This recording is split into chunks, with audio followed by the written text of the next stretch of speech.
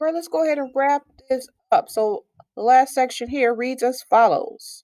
Over time, property and religious requirements for voting were dropped by each of the states. Since the early 1800s, no state has had a religious requirement for voting. Soon after that, property requirements were dropped in state after state until all white men at least 21 years old had suffrage. The Constitution tells the states not only what they must do, but also what they may not do, like discriminate against certain groups when it comes to voting.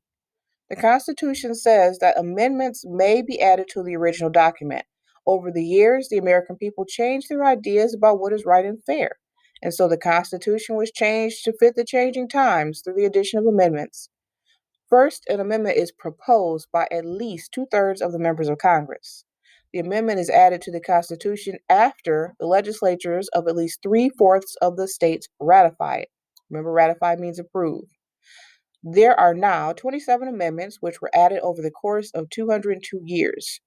Three of these amendments give the right to vote to certain groups.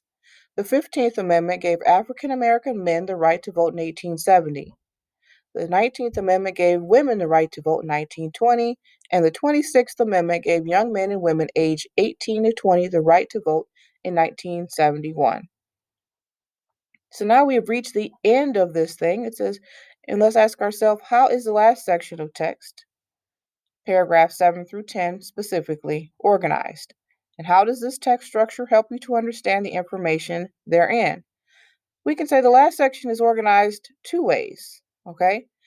First, we can say that it's organized topically because it is organized by subject, and that subject is the United States and voting rights. All of the information in these paragraphs is about that topic. For example, because we always want to pick out specifics, right? We want to make sure we cite evidence. We learn in paragraph 8 that the Constitution tells the states not only what they must do, but also what they may not do, like discriminate against certain groups when it comes to voting.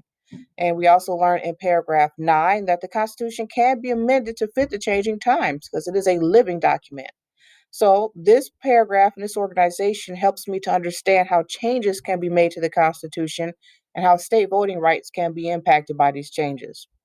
I can also say that this section is organized chronologically because we learn the order in which voting rights have changed since the United States Constitution was created. It says over time, property and religious requirements for voting were dropped. It also tells us over the years, the American people changed their ideas about what is right and fair. And as a result, the Constitution was amended. And of course, here are my specifics. For example, in 1870, African Americans got the right to vote. In 1920, women got the right to vote.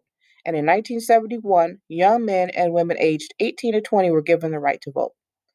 This organization, these two text structures employed in this section here, it helps me to understand the order in which voting rights changed and how different groups of people got the right to vote at different times. Okay, so you now have the opportunity to do your constructive response for today. The document is attached to this assignment. Please remember to carefully read the prompt and follow the race format. So the constructor response is, in which two structures did the author use to organize this text? How does the organization help us understand the information? So what I'm expecting to see is you identifying in your A part, which two text structures did the author use to organize the text? And since it's a Monday and typically we would model the constructor response for today, the first part, of course, is the RA, which is the easiest. The R is the restate, the A is the answer. So here's how we would start this. The two text structures the author used to organize this text were A and B, whatever you choose, okay? If you need to rewind this video, please do. Make sure that you are citing specific evidence from the text. If you need to go back and look at the document, or if you need to go back in this video, please do. Make sure that the evidence that you cite is not a matter of opinion, that it is coming specifically from the text. And please don't leave off the E. Wrap it up with a nice little explain piece that tells me why what you said is important, how it answers the question, what does it prove, what does it show. If you have any questions, please let me know.